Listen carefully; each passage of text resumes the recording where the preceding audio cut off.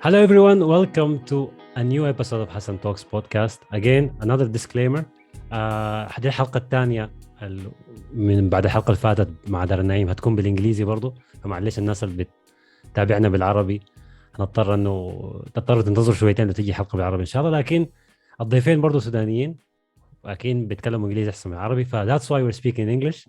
I don't know, did you get any of that? all of it. um, شو الناس في البيت حاسه زي شوف الزول ده قال نفسه كسوداني ولا بيقدر يتكلم العربي. حرام عليه والله، حرام عليه والله حرام. استغفر الله. ده ود كندا We have نسى all the way from اللغة، Canada. نسى الدين. استغفر الله عليه.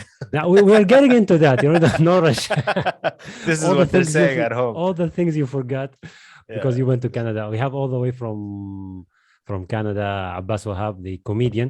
I would say the Sudanese comedians because we don't have many. So it's the one. It's Abbas Abdel Wahab. Abbas Ali Hussein Abdel Wahab. No, we're going by the street name, man. Abbas Wahab. Abbas Wahab for Canada. نحن بنقول عباس وهاب لكن عباس عبد الوهاب اسمه. Yeah. I guess the name you've mentioned that a couple of times. The name Abdul Wahab can give you trouble when submitting your CV for interviews and stuff. Everything. Yeah. Well, you say there's middle names here, right? So when I say Abbas Abdul Wahab, they assume that Abdel is middle name and Wahab is last name. So I have to fix the paperwork every time. So I said, you know what? Let's just go Abbas Wahab for easy paperwork. Yeah, well, you've done it nicely because for me, I struggle with that. My name is Hassan Muhammad Hassan Al-Fadl. So it's like, why you have like 4 names? What's going on here? Yeah, it's very Sudani. Yeah. But Abbas, this is the second time you appear on Hassan Talks. It's been, I think, almost 2 years. And it's been a while, yeah. Yeah, it's been a long time. But I would say a lot of things have changed since that time. We were like in the mid of COVID. It was 2020. Everything was online back then. So everything. This was normal. This kind of conversation was very, very normal. But now that's not the case. Not at all. No, not at all. This is like Zoom. You mean via Zoom? Yeah. It doesn't feel bad. I don't do Zoom a lot, but it's nice to talk to someone in Europe or a different continent. It makes you feel more connected to the world, Yeah, you feel more cultural now speaking to somebody from Spain. Even it's another Sudani guy, just somewhere else.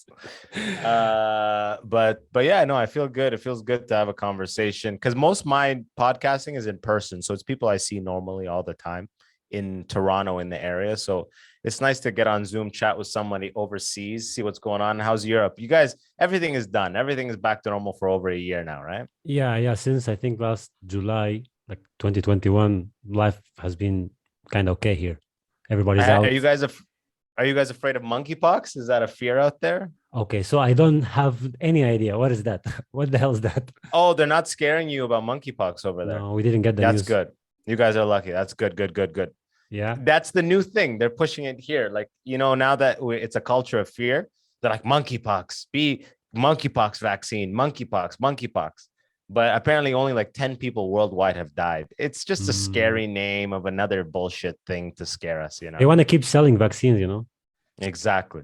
Yeah, they need to do that. They need to do that. But I'm done. No, we are done. I'm not going to get any more shots, man. I'm done with that shit. Did you do 2 or 3? I did 2. They were trying to push us for the third, for the booster, but I haven't gone for that.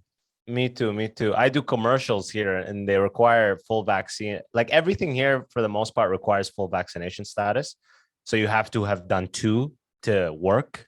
Mm-hmm. But some jobs, they're like, you need 3 to work. And I'm like, fuck off. What the hell? It's over. Yeah. Nobody cares now. It's now Ukraine. Ukraine is the shit, Exactly. Yeah, exactly.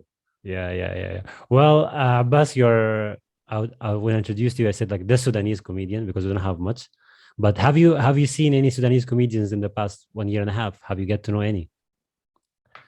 There's a couple of new guys in Ontario, Canada that I met a few years back, but nobody as active. I know Ahmed Abdurrahman is in New York. He's the first Sudani comedian I ever met. His name. He doesn't have the best social media presence, so you don't know him that much, but he's hilarious. And when I got in the game, I met him in San Francisco. He's from Oakland, California, pure Sudani, but born like pure Sudani. More than you. I mean, I was born in Sudan. He was born in California, I'm pretty sure. Yeah. But like, his name is Ahmed Abdurrahman. You know what I mean? That's pretty Sudani, There's no right? going back from that. Yeah, exactly. And they call him on stage. They're like, give it up for Ahmed Abdul Rahman. They butchered the name. Yeah. Oh, Abdul Rahman. Like he's eating ramen noodles or some shit. Yeah, but that's But worse because Abdur Ram is like the worshipper or the slave of the word. ramen. Yeah, exactly. Way Slave worse. of ramen noodles. But they Poor don't know. They name. don't know Abdul. They don't know Abdul anyway, so they don't know. Yeah. But he's hilarious. He's the first Sudani comedian I met, and he moved to New York. He's in school at NYU for like sitcom writing or something. I don't know what the hell he's in school there for, but very funny.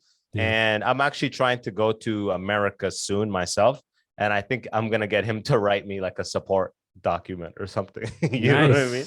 Nice. Yeah, get the Nice. Sudani Sudanese things, supporting each Yeah. other You have overseas. to. You have to. Well, I think the most interesting thing that I was like witnessing in the past year and a half was the progress of your podcast. Like back at that time when we recorded, you were below you haven't had the 100th episode yet at that time. Yes, correct. And now you've gone past the 100 like long time ago, and you just keep, dropping episodes almost every single week, which is insane. Every week. Yeah. I probably missed 3 weeks in 3 years. I've missed 3 or 4 weeks, and which is hard. And last time I missed one, I did it on purpose where I went on vacation and I told myself, I don't have to release every week. I get vacation. And then I had a lot of people message me like, don't do an episode again. Never do that. Never skip. Don't do it. And I'm like, oh. And here's the crazy thing. I saw a big drop in numbers when I missed that 1 week. I would have thought it would have been a drop. And then when I come back, it goes back to normal. It didn't go back it took me a month to get back to normal, where it's like, if you just interrupted by 1 week, it messed up the momentum, like the broken cycle. But yeah, I'm about to release episode 160 this week. I'm just going, man. It's so much work. I'm trying to get people to join the Patreon to help offset the costs and support it, because it's like a full-time job the way I do it. But yeah, I mean, it's going. You can't. People are listening more and more and watching more and more. So that's all I can ask for as of right now. Yeah, it's a real hustle. Alhamdulillah. Alhamdulillah. Yeah. That is the most important thing. Yeah. What I like about the I forgot my English, man.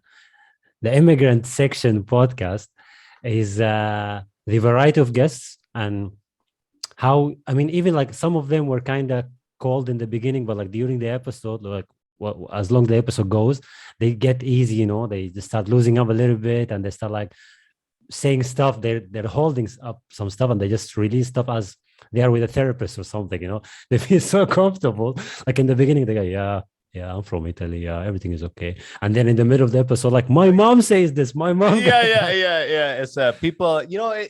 Even in real life, it's the same thing. In regular conversations with people, we're reserved. We're afraid to be hurt or attacked or something. Yeah. And then as we speak, we loosen up. And we're like, oh, it's fine. We're not under attack.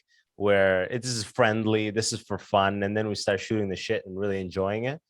But I do feel that.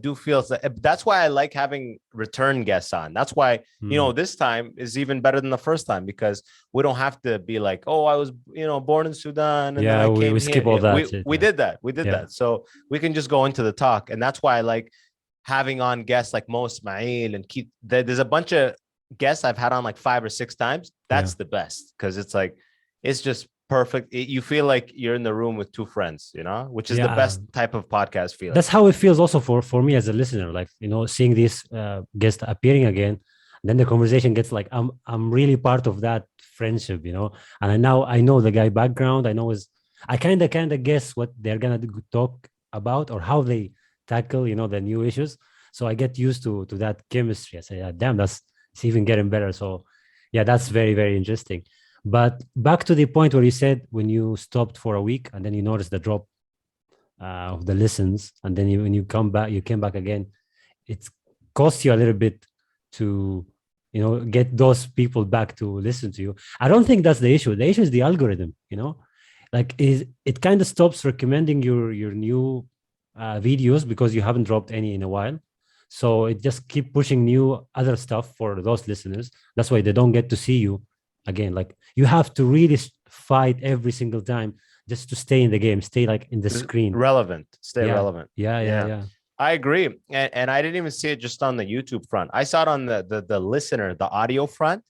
And for the audio, so that's Apple, Spotify, wherever people listen, that doesn't really have an algorithm, right? Because like if you are listening on Spotify, it never, unless it's a big show that Spotify features and is like you're paying to promote it, it never will. Spotify will never be like, hey, there's a new this or that, unless you're following a show. But on YouTube, it's very, your point is exactly right for YouTube and for Instagram and for social media. But for the audio, and I saw the big decrease in the audio itself, even where people are not solicited or people are not told like, the Spotify doesn't feature my thing at all. Only people who click follow will Spotify tell them there's a new episode. Yeah, we'll get a notification on the screen. Yeah.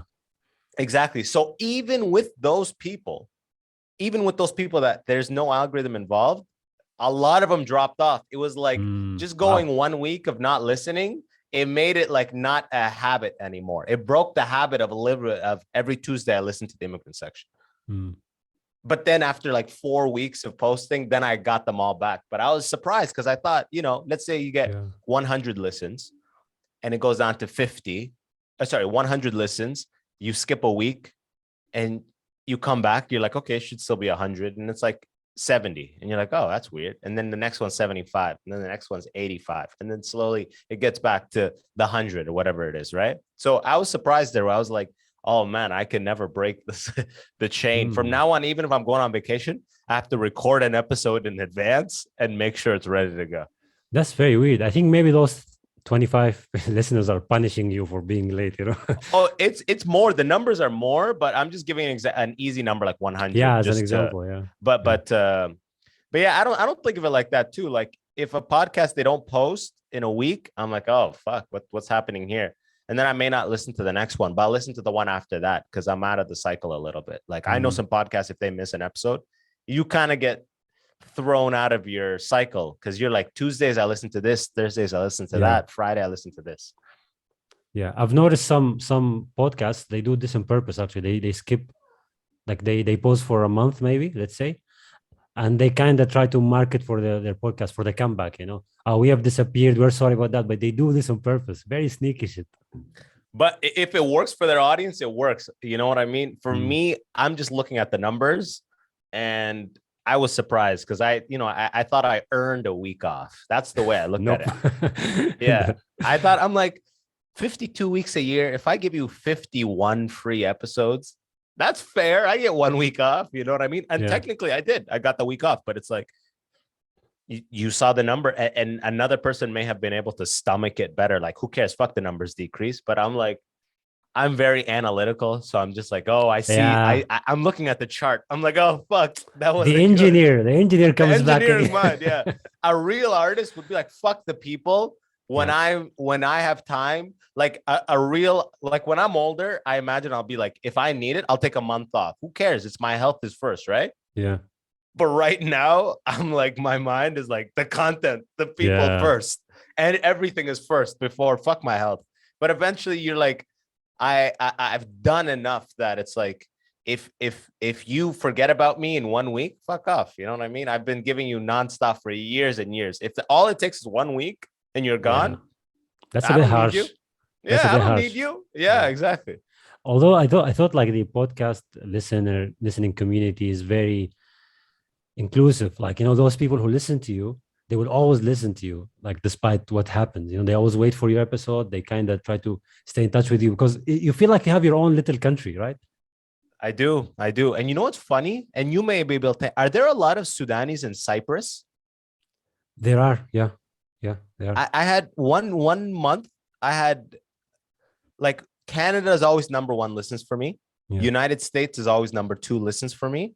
But that number 3, it's all over. It used to be Australia. Then it would be United Kingdom. Once it was Nigeria. And then in May, it was Cyprus. Cyprus was listening like crazy. I'm like, Cyprus? What the fuck? Who's in Cyprus? There are a lot of Sudanese there. And maybe with in Cyprus, because especially the Turkish part of it, not the Greek one. It's where it's easier to get the visa there to live there for a bit. I was gonna say that wherever you tell me there's a lot of Sudanese, I'm like, oh, that's a relaxed visa. Yeah, You know what I mean? definitely. No. Our people don't want to hustle for the visa, but fuck that. But maybe during May, something was maybe going on there with the visa processes for them. So they were, I don't know, Googling immigration processes on your podcast showed up for any reason. I guess Maybe. But I had like 100 listens from Cyprus. I was like, Cyprus? What the hell? That's weird. They go there to study usually. They don't live there. Yeah. Oh, it's like Or- Malaysia. It's like Malaysia, right? Yeah, or like it's a transit. They stay there for a few years. They decide where's the best European destination. They just head to the next one. Man, Malta it's as so well. They go to Malta. man, it's so unfair how the world treats Sudani people. You think? Yeah, hell yeah. We're like our status, like no one lets us in anywhere because they're like, oh, you'll stay for sure, right? Mm.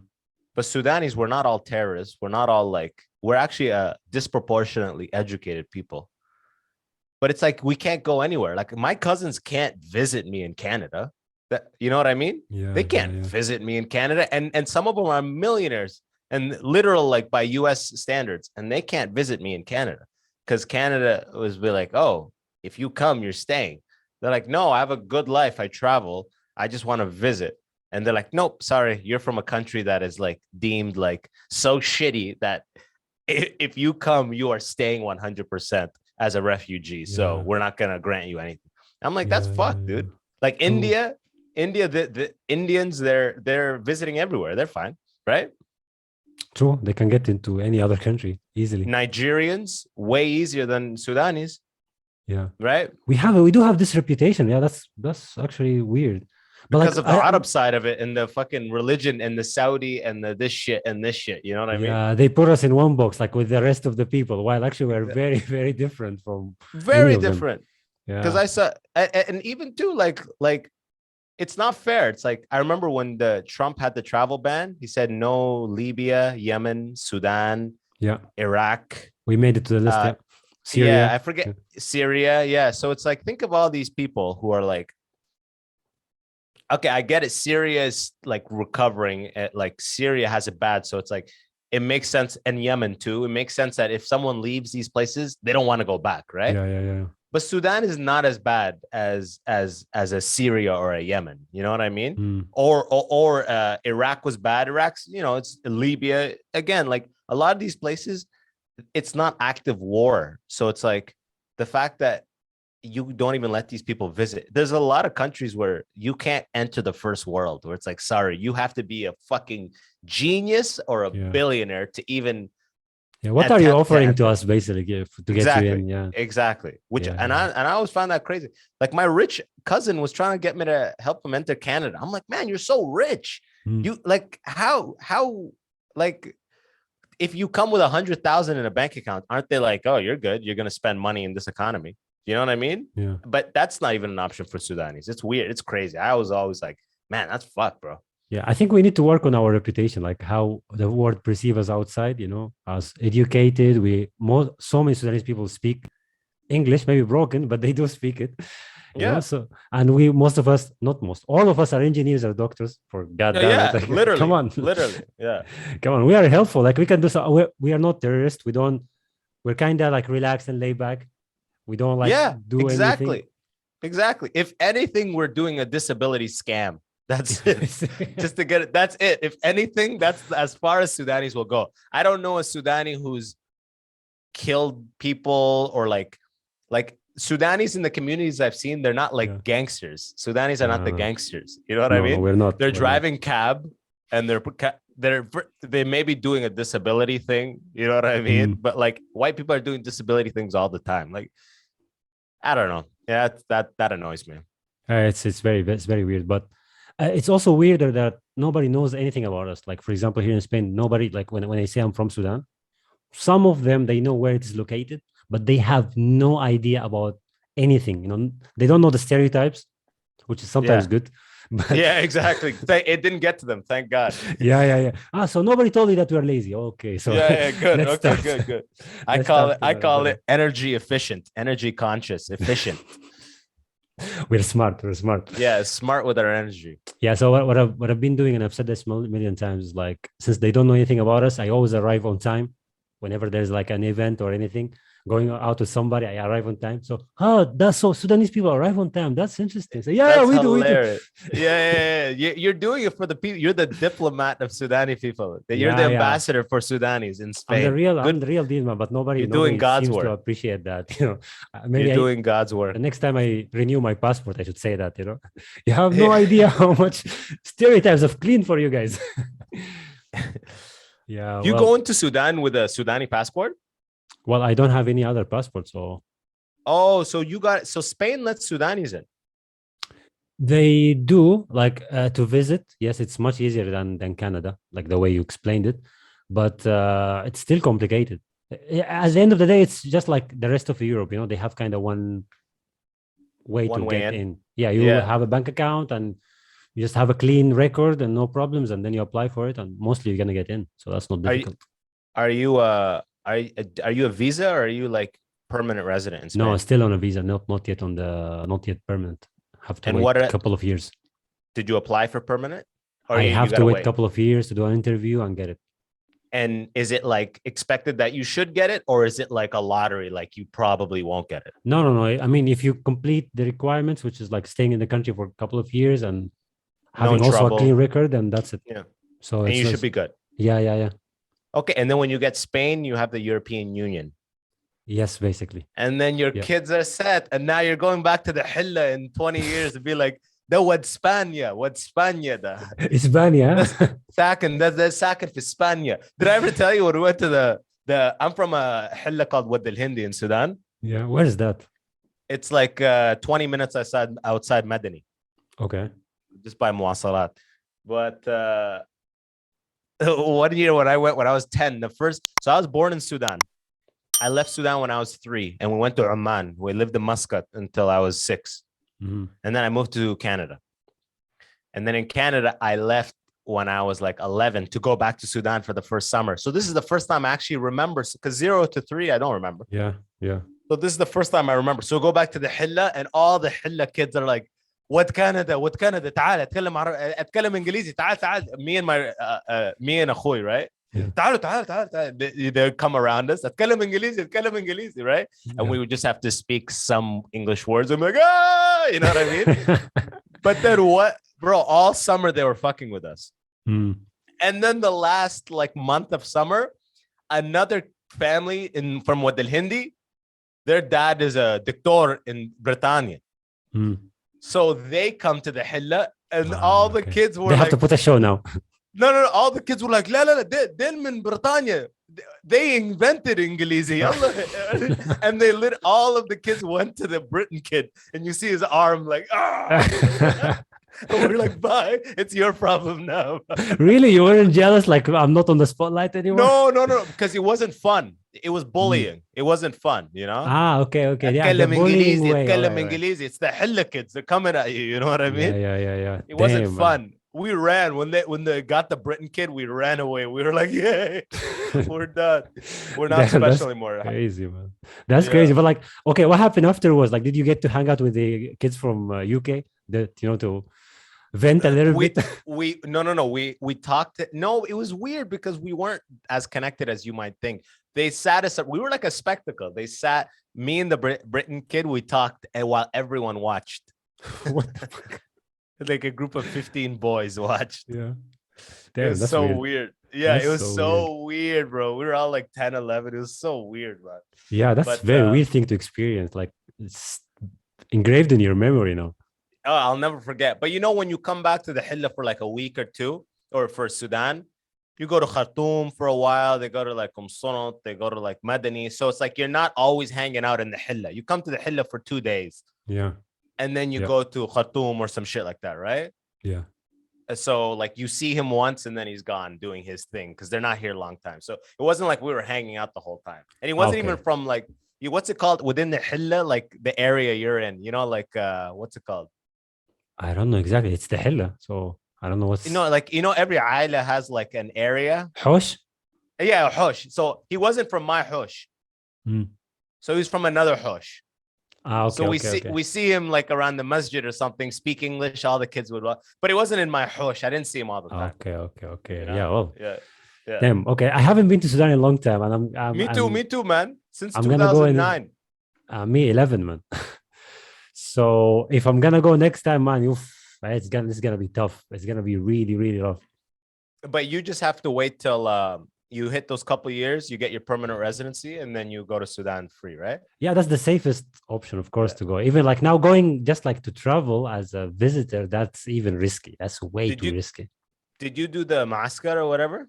No, no, of course not, man. That's one of the reasons I don't want to go back. Yeah. That's why I'm like, how are you entering on Sudani fast? I waved that Canadian. I'm like, hello. Yeah. You know that you can actually pay some money to get away to run away from it every single Yeah, year. every country has it. The Iranis, the Mm. South Koreans, all of them that like grew up somewhere else, they all pay money to avoid the bullshit. Yeah, but But you the know how sneaky Sudan way. is. But Sudan will take money and be like, okay, you're good, and then they'll tell you, oh, there's no, you have to pay again. They're gonna fuck you over. yeah, They're of gonna, course they're gonna come up with a way. But for me, the worst thing is not paying the money once, twice, or three times. Is how doing humiliating it. they make it. They call it kind of a visa for you to get out of the country.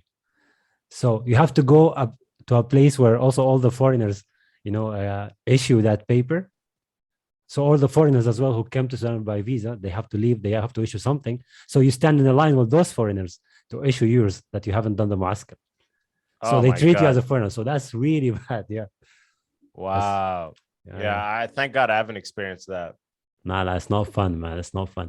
But yeah, I mean, when I'm gonna go to Sudan, my plan is to hang out with the kids who, or like at least with the guys who, can protect me a little bit. Like this is where people get robbed. This is where people fall. I don't know. There's a hole in the street here because like I don't know shit. I forgot everything. So How I old were need you when you to. left? Well, I was in Saudi Arabia before going to Sudan. Like, Oh, so I gotcha. was just Okay, so like you haven't visiting Sudan year in year yeah. out. So, and that I was miss like Sudan. 2011. I want to go back to Sudan because every time I went back to Sudan, I went with my family, Yeah. and it wasn't fun because it was like you just go see Aila and you go see this and you Mm. go this and you have shy and you this. But now, you know what I mean? You just have shy all day and you're just sitting Yeah. around it. It's like 45 degrees. You still have shy. Yeah, exactly. You know what I mean? But now, like my sister's husband, he's like he left Sudan in his 30s, so he's like he knows Khartoum, he knows fun. Like my sister, she told me the funnest time she ever had was when she went back with Walid to Khartoum. Yo, she wanted to move back to Sudan because he showed her like the experience of like fun, whereas we just experiencing like family, go meet family. So I want to Yeah. go back and actually hang out with people that are not family and see it for the real fun Yeah, it is. it's definitely a completely different vibe. Like going to the Shari Nil and all Yeah, this. They exactly. have a lot of events as well, like performances. You can see concerts and all that stuff. But back to this, like when you said, I want to go back to Sudan. It's this common thing between all the Sudanese in the West, in the diaspora. They romanticize, like they have this romantic idea of going back to Sudan, you know, soon or something. It's my homeland and all that. So you feel that as well. Oh yeah, but not to stay by any means, just to go and like because I haven't been I feel, like I actually like Sudan. I romanticize the idea. Sudan, the stars are beautiful at night. It's hot. You Because hear there's the no electricity. Zan. That's why it's beautiful. Yeah, exactly. You hear the Zan. Like I'm talking about like 2 weeks in Sudan. You know what I mean? 2 weeks. I'm not talking about go live there for a year. That's not what I want to do at Some all. people say that. I heard some people like in the US, like, oh man, I want to go back to my hill. I want to go back to Madani, man, the Fuck street and that, shit. bro. Stay Fuck for a that shit, year. bro. I have shit. I'm doing shit here. I got stuff I'm trying to work. But I would love the perspective of going back, seeing how the area that I remember, how it's different, how it's evolved. I bet you it'll be exactly the same. Yeah. But go Suga Al Arabi, just hang out. You know what I mean? Do what I did. I went when I was 10, I went when I was 15, and I went when I was 18. So it's like I have a pretty good idea of the Hilla, of Khartoum, of everything. So I just want to go back and compare it because it's been like 12 to 13 years almost. Well, the most important thing, like take your backup phone with you. Don't take the main phone. If you have an iPhone, don't take it with you. Oh, of course. That's how it I works. remember I had an iPod video at the time. I was in what's it called? Some Medan in Khartoum, and the guy's like, the iPod video, huh? عنده الفيديو. It has the daira, the circle. Ooh, Yeah. yeah. Oof, He's that's spinning it. He's like, ooh, ya lahoo. It's just so funny, man. Yo, this takes me Man, back, man. man, yeah, that country is very is unique. But what I like about Sudan is when I meet Sudanese people here in Spain, well, not much, but when I see like somebody who's fresh who just landed here, you know, and they're still like experiencing everything, like, wow, okay, damn, guys, you have electricity, interesting. Oh, guys, you have roads, you know. And one of them like told me I haven't seen sand in Spain in a long, long time because there's no trap on the street. And he was like Oh yeah, surprised. How do you grow shit? I said like we don't have to actually. that's There's farms hilarious. for that. When it turab. Yeah, yeah. That's so funny. How do you grow shit? Yeah, because in Sudan you can just like throw, you It's know, some seeds in the street and it will grow in the middle of the street. Nobody cares, you know. because the street is dirt. Yeah. It's dirt Yeah, everywhere except a small road where you can barely, you know, drive with your yeah. car. Yeah, well, apologies for anybody who's listening to us from Sudan. You know, we love our country, but that's how we But view still, it. but You it's know. good vibes though. It's good vibes. It's like there's a level of this the pace that everyone moves in is much slower. Mm. And I like that because it's like I don't know. It's like we're all living one life in one world, but like in different countries, the pace is so much faster. Like when you live in Toronto or New York or something, it's like go, go, go, go, go, go, Yeah. go, go, go, go, go. If you can't prove it, you don't want it. You'll never make it. You're nothing. And then you go to the Hilla, and this fucking guys just all of them have engineering degrees, but they're just chilling under a bed under Yeah. the tree in Yeah. the hush. You know, Yeah. just taking the cause and just drinking water out of the thing with the cause. And that's it. Yeah. That's the life, That's man. it. Yeah. That's it. That's it. Yeah. Maybe on like Khamis or Jum'ah, they'll go to Madani. You know what I mean? That's the change. That's the plan. Yeah, exactly. Yeah. Well, that's the West, and I experienced that in not here in Spain. Actually, I experienced in Saudi Arabia. Saudi Arabia is very similar to how it's workaholic a little bit, like the US, for example. They want to just Yeah. they want to stay productive the whole time. So if you cannot stay in Saudi Arabia without work for a month, it's impossible. You won't be able to Really? afford anything. Yeah. So it's Americanized in that way. But of course, Sudan, that doesn't apply to Sudan. That doesn't apply to Spain either. Spain is a very laid back country compared to the rest of Europe. That's why I chose it. Yeah, because you guys have it's the Sudan of siestas and Europe, stuff like basically. that. Yeah. Yeah, the Sudan of Europe. I love it. Siestas, and you guys have like you take a nap after lunch every day and shit, huh? Yeah, that's amazing, man. That's the I life, love man. that. Yeah. Is it normal? Well, I would say between like the people who are above 35, 37, yeah, that's very normal. And you can see that most stores will close, if not all of them, in that time, you know, at What the time of Asr, like, you know, like from lunch 4 to until, I don't know how to say this, before the sun sets or something like that. Okay, so like, but that's so like 1 to 6, like that's No, all day. No, let's say 2 to 5. Let's put it like that, 2 to 5. Most stores are closed. Yeah. And then like when they open at 5, how late do they open till? No, they keep opening until it's 12, 1 a.m., 2 a.m. Oh, okay. The nightlife right. here is crazy. Everything stays until like even the mornings. Gotcha. So it's like everyone kind of lives in their business. So it's like, oh, these hours are for rest. Yeah. But people only know like, that the siesta culture, though. They don't know the rest of it. I like that. I mean, as long as you can still go and get what you need after 5 o'clock, because I'm picturing it here. It's like things close at 6 or 7. So it's like if you're closed from 1 to 5, then you're screwed. You missed it. They're gonna close again in a couple. No. Here it's life is also about night. So people keep having dinner very, very late. Like it's 10, 11 p.m. You still find restaurants open. People still have dinner. And then people want to go out. I don't know. Let's say picture a birthday party. The birthday party in the house starts at 10 until it's, I don't know, 1. And then people go to a nightclub at 1:30 or 2 and stay all morning. Very normal. Yeah, that's very, very normal. Wow. Everything is open. The supermarkets are open. Everything is open. So that's normal. All night? A lot of 24/7 supermarkets. Restaurants usually close at 1, 1:30. Bars at until 4 a.m. in the morning. Wow. Nightclubs until 6. Are there a lot of Sudanese there? No, not much. We are... This month I'm counting, you know. This month we are like 50 something, I guess. Wow. And where are you in Madrid? Or where are you? Yeah, yeah. Wow, that's crazy. 50 something in Madrid, 200 something in all Spain. Spain is crazy because all the Africans escape Africa into Spain, right? Through Morocco. Yeah. Yeah, but they don't settle here. They keep going to France, to Germany. Well, because those have the best like policies for refugees. Yeah, that's first of all, and most of these Africans they speak French already, so it's Yeah, easier for because they're them to like, get into France. gotcha. They're like from Cameroon or Ivory Coast or something. Yeah, they just wanna play football and shit. They just like Yeah, join the French national team. Have you yeah, seen the yeah. picture of a French It's national all team? black, It's all all black. black. There's They're one in the white back guy. too, and he's in the front. Yeah, you guys have one guy, one Canadian guy. Like, are you qualified for the World Cup, Canada? Oh, really? You have no idea. I no, I don't follow that at all, dude. Well, for the first time, I don't know in how many years Canada now is playing in the World Cup, and that's thanks to one guy was an immigrant who came to Canada as an immigrant. His name is Yeah, Alfonso Davis. He's black. like 2 weeks before they drafted the team or something. Yeah, probably. He's Probably so good. get the I- nigga who dances. Come on. Yeah, right. Get him. Yo, is the FIFA this summer or next summer? It is this winter, like the end of the year, because it's gonna be played in Qatar.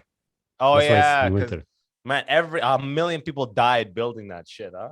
Yeah, or still more Qatar to is die, I fucked, think. bro. Yeah, yeah. Now all the real deaths are about to start. Now that it's Yeah. winter, Yeah, crazy. it's crazy shit. But you gotta watch the World Cup. I mean, you got your national you team is have to. there. Oh One yeah, black of guy is course. playing, of course, man. As a comedian, I watch any big thing that's happening, just Yeah. so you could like make fun of it at night. Yeah, know? basically. Because Yes, all the exactly. people in the shows watched World Cup games that day, you know? Yeah. So it's like Yeah, you then kind of they have to have an idea of what's happening. You don't have to follow everything, be like Germany's this, whatever, New Zealand this. You just gotta have a pulse on what's going on. yeah, to keep up with the news and make content. Yeah, of course, that's how it works basically. Yeah. But speaking of like people who come to Spain, guess who came like 2 months ago, and I've attended their stand-up comedy show. Who? Louis C.K. Oh, no way. Was it the best stand-up you've ever seen? Yeah, it was one of the few. I haven't been to many. I've been like to open mics and stuff. Haven't been to a professional one. So this was the first like real stand-up comedy. There were a couple of like people who opened up before him. Yeah. Open up Locals for or him. he came with them? Yeah, they came like they are from New York. The three guys or like one girl, and then there was Louis C.K. Was it Kevin Brennan and Tony Woods? I don't know the names. Old black guy and older white guy? No, they were all white. There were no black guys. Okay, gotcha. Okay, maybe Tony's got that. But yeah, I saw that tour. Louis C.K. That was one of the best stand-up shows I've ever seen live. So funny. Yeah, was it the recent tour as well, like the one last year or this year? It was 2020. I saw him. Mm. It was his first tour back after the public shame. Okay. It was amazing. It was amazing. Basically that's how it was here as well. He said this is his first Euro tour after the cancellation or what happened to him. Yeah, so I was very intrigued to just see, first of all, the legend, see him live, how he performs, and then see how he deals with the whole thing. And just normal. The guy is even better. Yeah, it's man, public shame makes a comedian way better. That's what I've learned. You know what I mean? They're fueling him up, huh? Yeah, it's amazing. But like, how many people were in the venue? Like, how big do you think the venue was? Oh, the venue, I think, would take at least 1,000, 1,500. It's not that big. It's kind of small. Was it sold out? Yeah, it was sold out. It was packed, man. It was packed. It was and packed. what- And what did he opened up. did he He kill? opened up in Spanish, actually.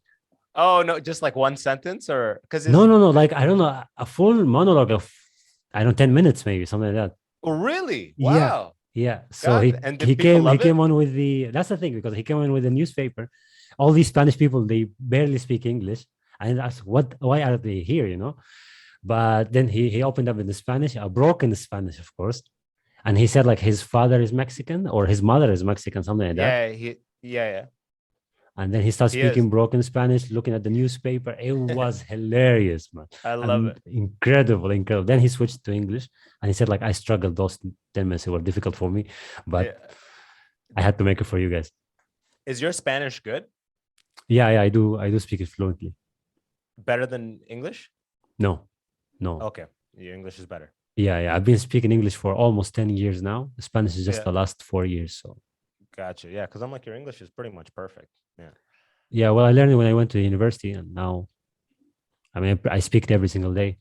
But Yeah. Spanish here, English doesn't serve you. If you come here as a tourist, let's say Madrid, Barcelona is very touristic city, so that's normal. But if you come to Madrid and you speak in English, you won't get by. Gotcha. Okay. You won't get by Well, at all. yeah, I was in Paris trying to speak English, and they speak a decent amount of English in Paris, but because it's such a tourist city. Yeah. But still, like a lot of people want you to try French. Yeah, they But have you this can, stupid pride, man, like about I know. But you know what I've learned about traveling is like, as long as you show that like you're trying, and you can get away with like, if I want water, I can be like, you know what I mean? You can act out stuff pretty easily. Like you can get by, and I'll have my data on me or Wi-Fi, and I'll just translate freaking that. Google Translate. Like I will figure it out. Oh man, that reminds me of I learned English in Malaysia actually. Really? Yeah, when I got my degree from there. So I remember I struggled in the first 6 months because I had no English when I arrived, Yeah. and then I was learning I had a course to learn English, and then I was able to pass it. Then I got into university. So I remember one of these days I went to the supermarket right next to the hostel where I always get a drink, let's say juice, and then some straws. They have the straws right by the cashier. And that day there was no straws. I said, fuck. What are straws in English, man? Yeah. بالعربي say مصاصة or Masasa, yeah. you know that. You're just like, yeah, I know masasa. You're like, this is how you have Uh, to do. You're like, yeah, they're no, like, are you I did it insane? worse. I did it worse, man. I did. You're like, Do you have? oh, like weed? Yeah. And the Asian guy was terrified. No, no, no, no! Get Yeah. out! Get out! Get out Malaysia, of the they'll store, kill man. you, right? Yeah, man, you get deported, man, if you Yeah. have weed on you or something like that. They'll get you right the hell out of there. Yeah. And if you actually distributing it, They'll kill you. you get killed. Yeah. Yeah, that's crazy. So that was a big mistake. I said, okay, I have to learn this word. And now here in Spain, it's almost the same experience again. Like I learned stuff by needing to know them. So the other day I went to supermarket to buy carrots, and I've been in the country for 4 years, and I said, fuck, what is carrot in Spanish? Because I never had to buy it. So I never had to think about translating that word. And then at the end, it was like zanahoria or something fucked up. I was gonna say it'll probably be like el carrito. Dun, dun, dun, dun, dun. That's what I would just say dun dun dun dun dun at the end of everything. Like actually in the supermarket, it's very easy to guess the words in the name of the fruit or the vegetables from Arabic rather than English. Really? Yeah. So for example, they have a zaytuna, a zayt, a sukkar, or this kind of stuff. Yeah, you're right. How it is said in Spanish. Sick. I didn't know that. Interesting. So yeah, Arabic is easier to compare to Spanish rather than English, even grammar wise and all that. Interesting. They all kind of have a similar origin. Yeah. Latin or something. I don't know. Yeah, they all come from Latin, but like Spanish was influenced by the Arabs. When they came to conquer Andalus back in the day. So many things are still in. For example, have you heard about the Spanish dish that's called paella? Yeah, of course. So it's very famous. It's like the most traditional dish that you can get in any Spanish restaurant. So actually, paella stands for, or it originates from the word baqiyya in Arabic. Baqiyya. What's baqiyya? Baqiyya means the leftovers. Oh, okay. So they used to get the leftovers and just throw it in one dish and cook it, rice with vegetables, with, I don't know, beef or the seafood or whatever. And that's paella. Yeah. So their national dish is just leftovers, basically. Yeah, that's so fucking funny. I bet Spanish people hate when you tell them that. Yeah, they don't like it, man. It's like, you're making fun of our national You're like, dish. you know paella? Of course I know paella. You know where it really comes from? So, fuck, this dude is so educated. Yeah. Man, these Sudanese are assholes. Yeah, we are, man. But I'm embracing that. Like most of them, they don't know the origin of the name of Madrid, for example, the city. So it comes from the name Majrid, which is where the water runs in Arabic, because it used to have a river before. Really? So the Arabs named it? Yeah. Most of cities Interesting. are named after, like named by the Muslims when they were here. Like What's Toledo was Barcelona? Toledo. No, Barcelona, I don't know about that.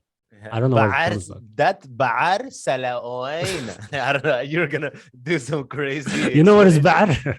No, Baar, I thought you said it Bahar. like by.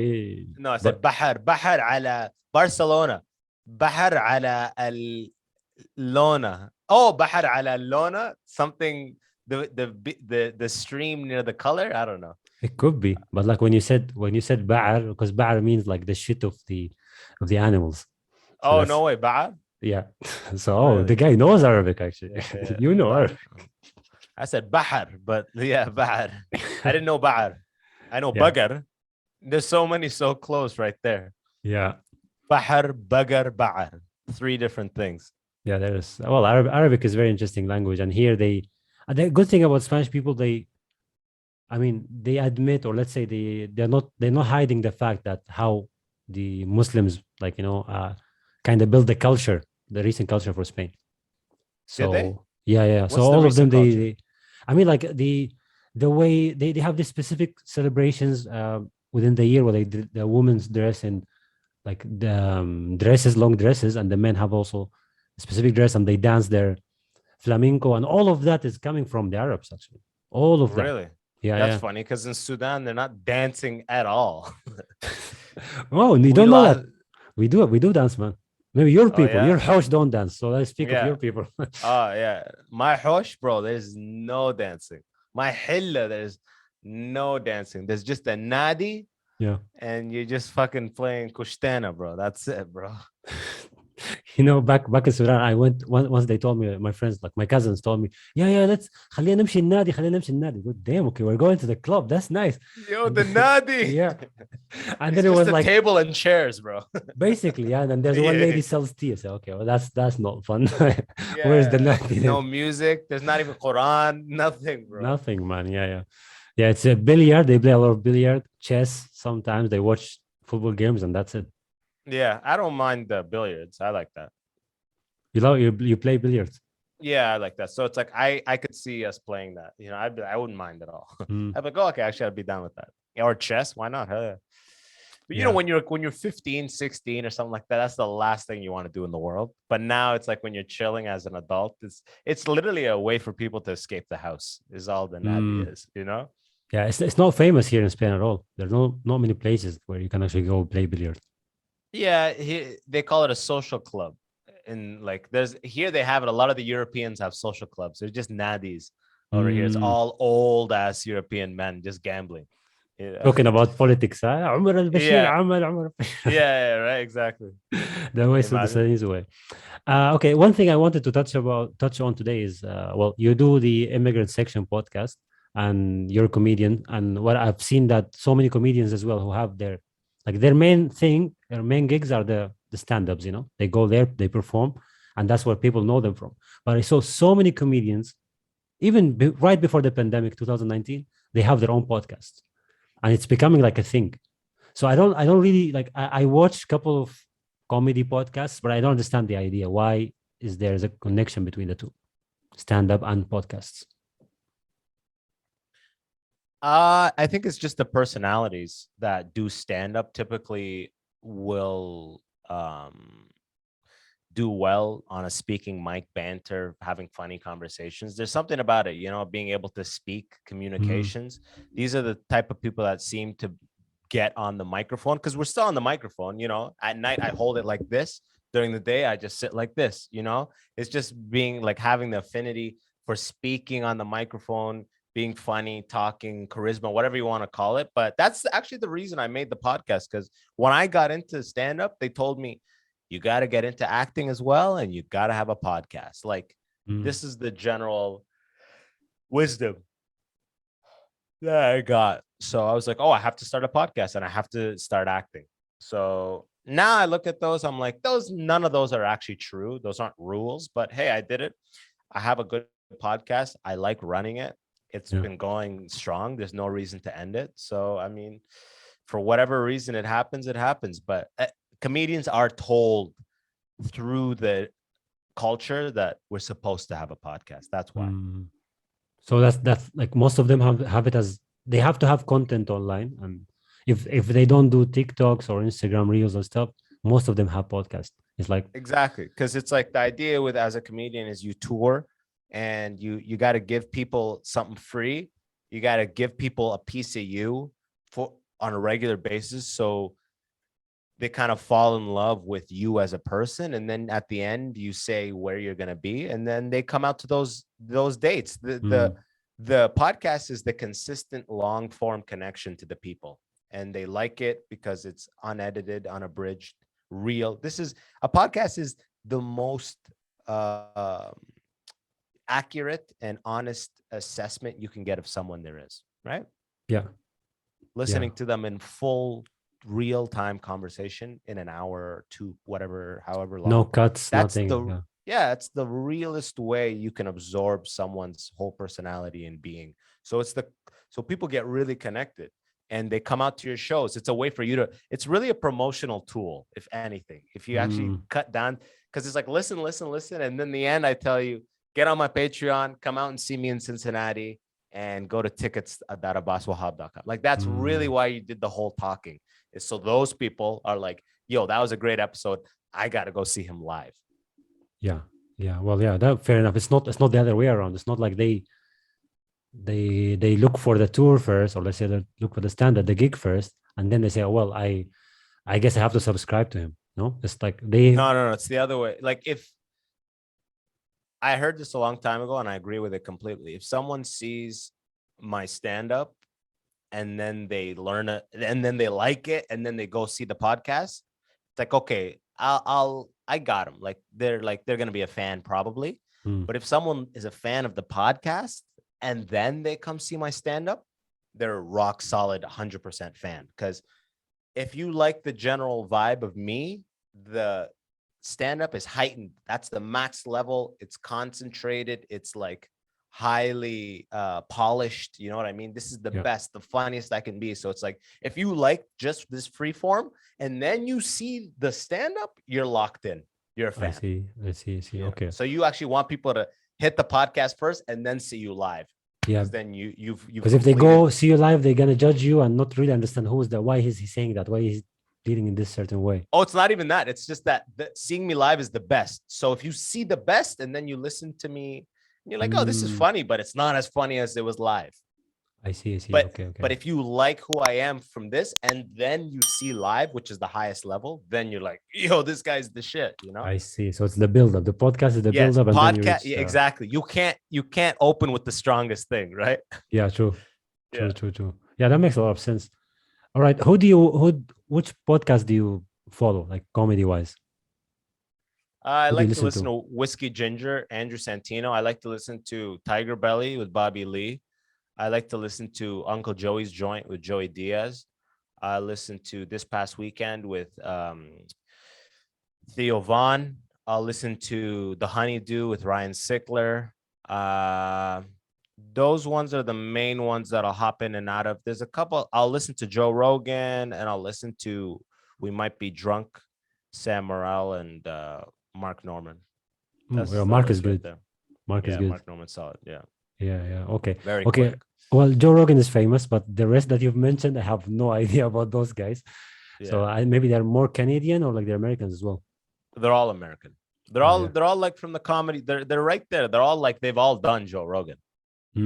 Okay. Yeah. Well, the only one actually that I keep listening to week in week out, not missing an episode. That I mean that podcast is important. Is the Flagrant 2. Oh, Flagrant 2, of course. See, I don't listen to Flagrant 2, but I respect them, and everything I do, I build off of what they do because they are almost they're ahead of they're leading the whole pack. They're ahead of the curve. They almost are creating the trends. So it's Yeah. like how they cut the thumbnails on YouTube, I cut the thumbnails on YouTube.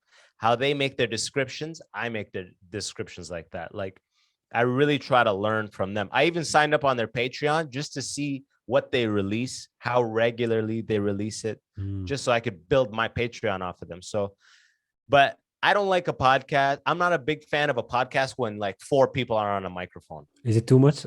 It's just I like one-on-one. That's my favorite, or Okay. if maximum three. But Flagrant, so many voices that I check out. Okay. For me, I But like noise. Noise is good, yeah, so that's why I but listen to them. but I respect the hell out of them. Like, and Yeah. I'm there like the number one people. Like, if you look at my history, Flagrant 2 is always the top of the history. I'm always being going on their YouTube being like, okay, what are these guys doing? Like, I'm just following. Andrew Schultz is setting that tone big time. Yeah. Actually, Yeah, I'm about to release my first special on YouTube in the next 3 weeks or so. Oh, finally, man. That's actually gonna be like the last question to end of the episode with. When are you going to release the special? It's already filmed. It's being edited right now. Today I'm looking at the first cut, but it's gonna come out probably the first week of July. The album will be on Spotify and Apple and everything, and the video will be for free on YouTube, probably 30 minutes or so. Nice, man. That's what almost every comedian is doing, like releasing their specials on YouTube. Exactly. It's the same as what we were saying with podcasts. The whole model now is give them everything for free. And the understanding is if I'm in your town, you come and pay to see me. That's the model now, right? Yeah, it's a gamble, but it's very organic.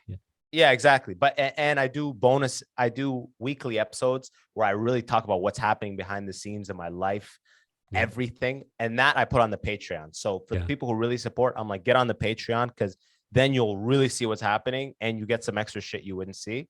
And that I hope to like build to a point that it can just pay my rent, so I don't have to worry about like doing this and that to try to do random gigs. I can just focus on creating.